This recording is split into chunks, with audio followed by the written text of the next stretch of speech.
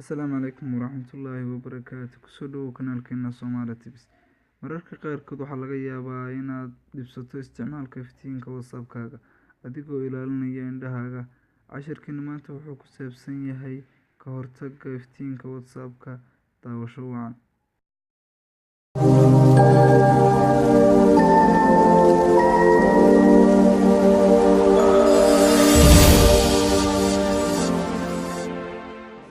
haddaba si aan uga dhigno WhatsApp-keena dark mode, waxaan soo furanaynaa barnaamijkeena WhatsApp-ka. kadib waxaan ka dooranaa meeshaan kasoo dooranaa meesha ku qoran tahay setting.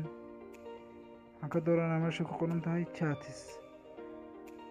kadib si aan inooga bixin message-yada iyo chat-kan wada sheekaysiyadeennii si aysan inooga bixin, waxaan ku dhufanaynaa meesha ku qoran tahay chat backup. waxaan ku dhufanaynaa meesha ku qoran tahay backup.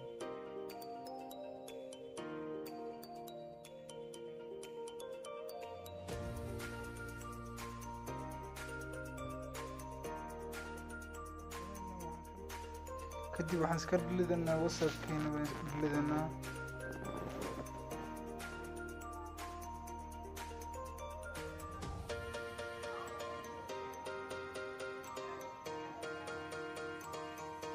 kadib waxaan soo dhowlgaraysanaa program magaciisa la yidhaahdo Yo WhatsApp. baa la dhahaa. description-ka linkigiisa ka helaysaan, description-ka ka dhigta markaas.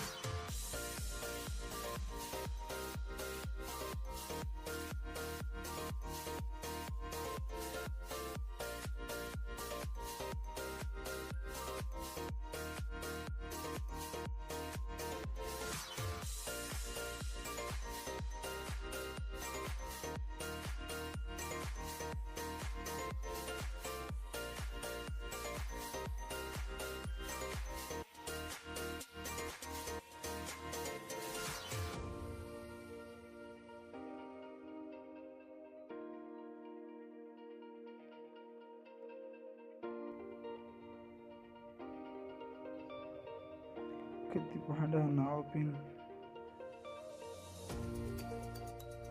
waxaan ku dhufanaa meesha ku qoran tahay agree and continue.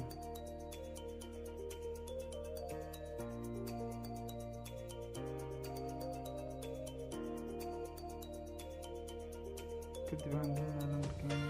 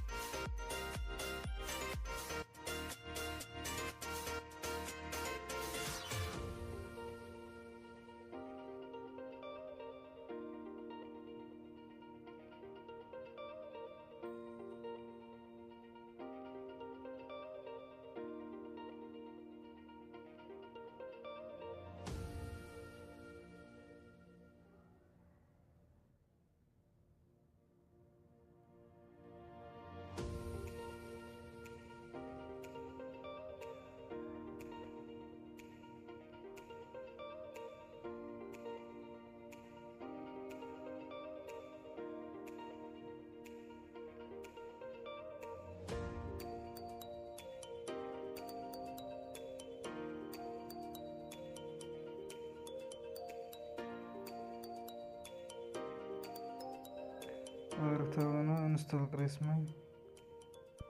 marka waxaan tegaynaa meesha ay ku qoran tahay saddexda dhibcood yaryar. kadib waxaan kasoo dooranaa meesha ku qoran tahay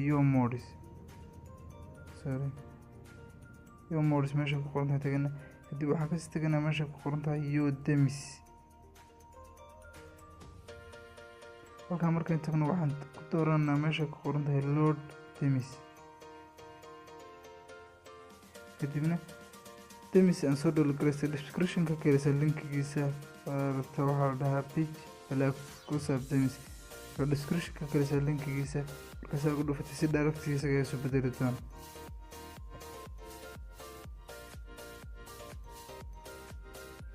waad aragtaa wuu isbedelay. Marka wuxuu ka caawinayaa in indhahaagu ku badbaadaan yacni iftiinka faraha badnaayo kale. Marka casharkeena intaas ayuu ku egyahay. Waa inoo kan muuqaalkan xiga. Wasalaamu calaykum waraxmatullaahi wabarakaatu.